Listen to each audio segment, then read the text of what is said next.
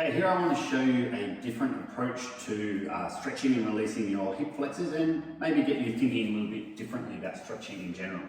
So we've all seen this sort of thing for quads, hip flexors. I've spoken in the past about also putting some tilting of the pelvis into this.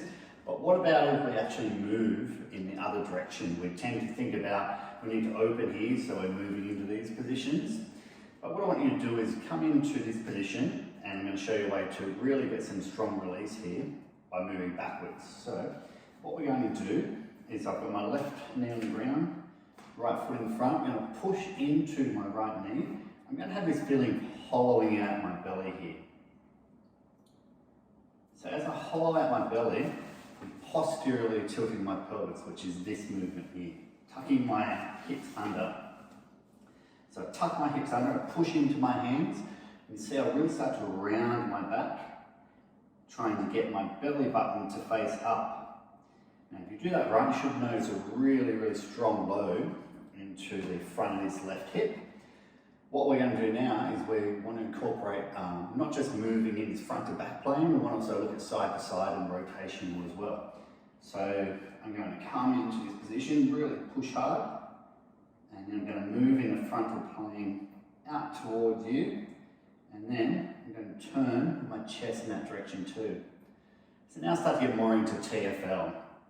But we've got to remember that in terms of looking at hip flexion, we're not just targeting a muscle, and not only are we just targeting one muscle in one plane, we want to target every muscle in 3 planes. And you know, when we do a stretch, we're never just targeting one thing anyway, but we can certainly bias the muscle that we're targeting through different movements. So I'll show you from the front here again. Some tucking under, moving out, and rotating that way. And you'll notice different sensation if you rotate the other direction too. You also notice different sensations if I come to move across to the other side, where I start to get into the adductors a little bit as well.